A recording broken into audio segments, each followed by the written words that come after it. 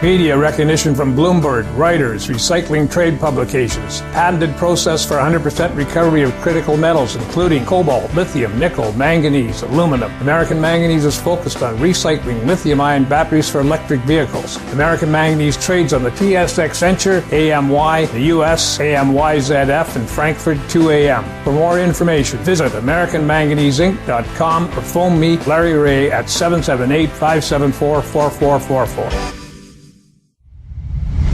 You're listening to HowStreet.com radio, available online at TalkDigitalNetwork.com. Welcome to HowStreet.com radio, the online source for market opinions. Here is Jim Goddard. My guest is Sean Brodrick, senior editor at WeissRatings.com. Welcome back to the show, Sean. Thanks for having me on. Sean, gold is going crazy as we speak. Is this the big breakout for gold? Certainly looks like it. We are seeing gold push above 1,600 as we speak. However, long experience has taught me that big round numbers never crack on the first try. So I'd expect gold to pull back and test 1,600 as support now, either this week or next week. Is silver following gold? Oh yeah, silver's looking good too. Now there's a whole bunch of reasons why, but I mean, if you've been looking at charts, you've seen gold coil up in a tighter and tighter frame for like a long, long time. That builds up what I call a energy field, and so a big break's coming one way or the other. And for all the fundamental reasons that we talk about all the time, which is, globally, there's, less gold being mined than there was last year. We have all the central banks buying, we have negative interest rates, those and many more reasons. I think gold could really go incredibly high. 1,800 is my next target where I think gold could go. Maybe spend some time kind of zigzagging around there, but that's kind of where I think it's going after this. First, I would expect a pullback and retest of the 1,600 breakout, though. Should people then be looking for dips in gold and take advantage of each one? That's what I'm doing. I mean, the gold and silver trader portfolio is looking pretty darn nice right now. We got most of those. What we did was we waited and we bought the dips. Now, not everything's up, because not everything goes your way. But it's certainly a good day for the portfolio. Everything's up. So in the short term, this is a great move. Like I said, there probably will be a pullback. It would be very unusual for a round number like 1,600 just to fall to the wayside and have gold charge higher without a retest of that. So that's what I would expect to happen. Are we just doing gold bullion, gold shares, gold miners, gold juniors? Oh, well, the miners are blasting off because they're leveraged to the underlying metal. They look great. And that's how we're primarily doing it. Other things look good, though, too. I mean, one thing that is very interesting, though, is even as gold goes higher, the U.S. dollar just hit a 7-year high. A 7-year high. What this indicates, and I should explain for people who don't actually follow these markets closely, since gold is priced in dollars, usually when one goes up, the other goes down. It's what I call the seesaw of pain. However, when they move together, that is the fear trade in action.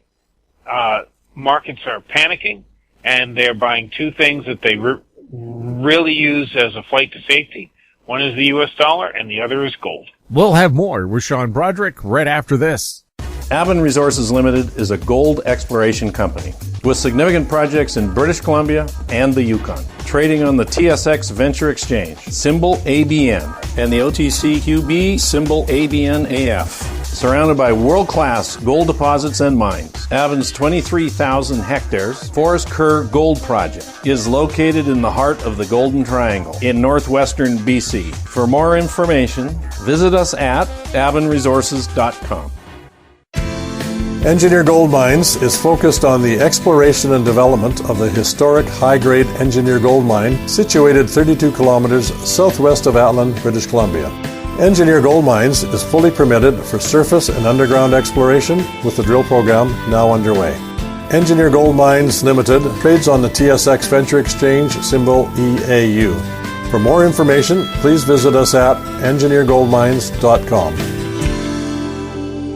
Welcome back. We're speaking with Sean Brodrick. Sean, is there more interest in gold junior miners than there was, say, 3 or 4 months ago? I think so. I mean, because there's so much value there. And especially because the big miners, the whole industry has changed over the past 5 years or so, where the big miners really trim their exploration budgets. What they do now is they wait for the promising juniors to find good deposits, advance them to a good place where the risk becomes much lower, and then they just buy those juniors. And, these are gold miners, so they have a lot of money. The good ones do. So that's the system that works for them. So if you're looking at junior miners now, just one thing, there are other things you should consider, but one thing you should consider is what's the likelihood of this junior being bought? I knew that Detour Gold was likely a buyout candidate. I didn't expect the buyout candidate to come from a high-grade gold miner. That made no sense. But there are many of these junior gold miners. Look for ones that stand out, either because they have a large deposit, like Detour did, even though it was low grade, it was a large deposit. They'll have high grade. Maybe they're in a great jurisdiction near another mine, so it would be easy for that mine to expand just by buying this junior. Look for things like that because there's some real potential out there. These juniors got beaten down harder than the big miners did. So even though they've rallied over the past year, they're still cheap. And I think you could do very well over the next 6 months with some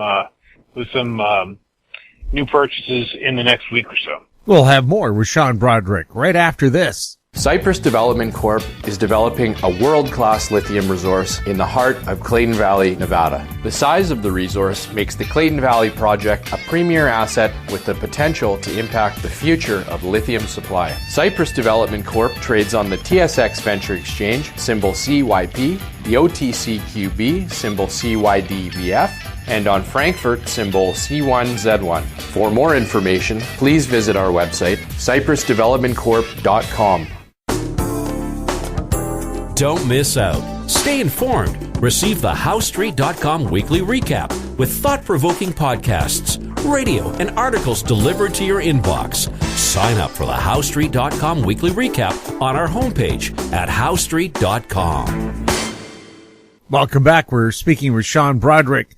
Sean, what do you expect is going to happen to interest rates? And if they do go lower in Canada and the U.S., what will that do to the U.S. dollar and to the price of gold? Well, I was looking at a chart of interest rates over the year, and the trend has been down and down and down and down. Occasionally it goes up, not for long, then the downward trend keeps going. Mike Larson, who's my coworker, made a good case for interest rates going below 1% in the U.S., and that wouldn't surprise me. And really because the problem is it has become like a sham economy in some ways. It's just propped up by all this hot money flowing all over the place. That doesn't mean there isn't real work done. That doesn't mean that there aren't real businesses. But we are seeing the S&P 500 valued at a higher valuation than it was during the height of the dot-com bubble. That tells you that hot money, free money, basically, is sloshing around in the system, and all these stocks are floating higher on it. And so the big powers that be are very afraid of a stock market pullback during an election year, which is what we're in now. Therefore, I think it's very, very likely they will keep pressure on the Fed to keep rates low and maybe go lower. So you have that. You have other reasons as well. They are really afraid of the coronavirus, probably more than they should be, but a fact's a fact. And the fact is that the fear is palpable. And so for these reasons and others, I expect interest rates will go lower. And at some point they will bottom out. And boy, when the move comes the other way, that could be a real head spinner. But at least over the next 6 months, maybe the next year, I expect interest rates to go lower. That's good news, I guess, for companies who want to buy back shares and borrow money. But is it a good idea to buy back shares when markets are at record highs? Well, the companies think so.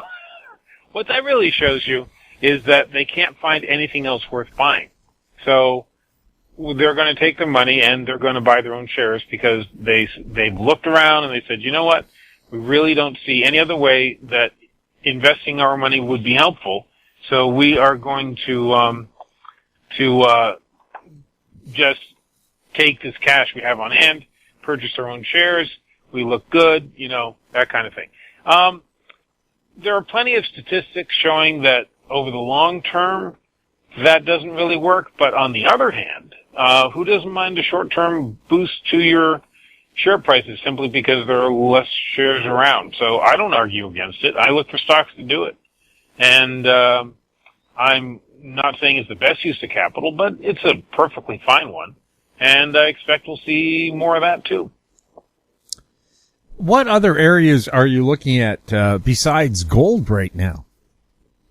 Yeah, well, at some point energy will bottom, and there are some nice dividends there, and if there is a correction, there probably will be at some point, then it's nice to get paid into that because dividends always cushion a correction.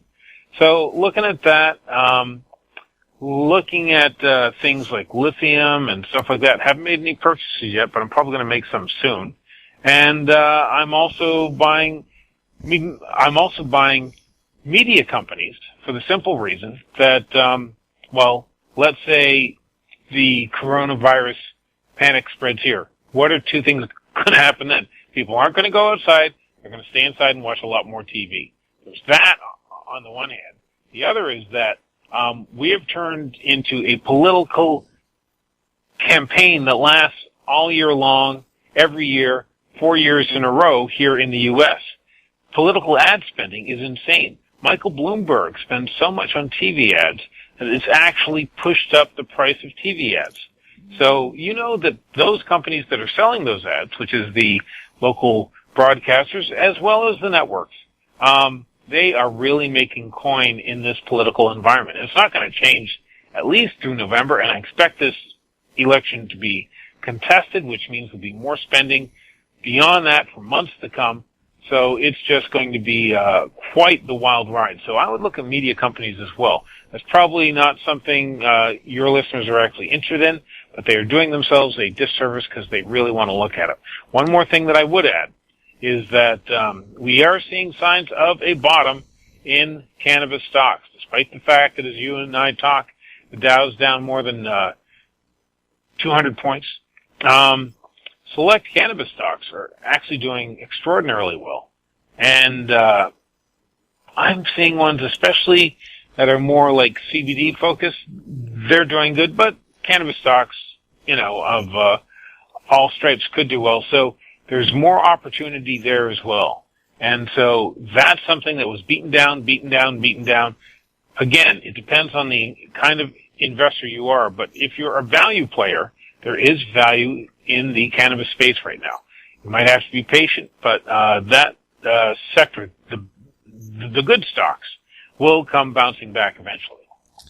And that's an area where you really have to do your research then. Yes, exactly.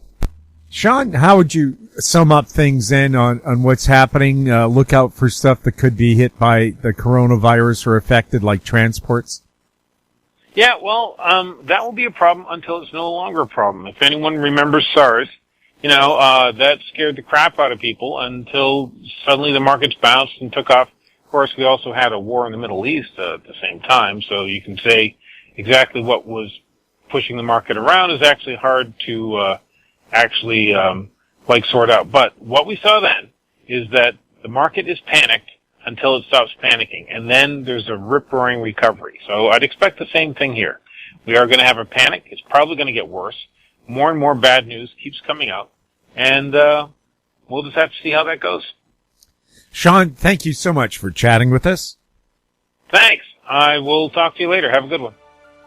My guest has been Sean Brodrick, Senior Editor at WeissRatings.com. If you have any questions for Sean or any of our other guests, you can send them to info@HowStreet.com, our YouTube channel, Talk Digital Network. Find us on Twitter @HowStreet.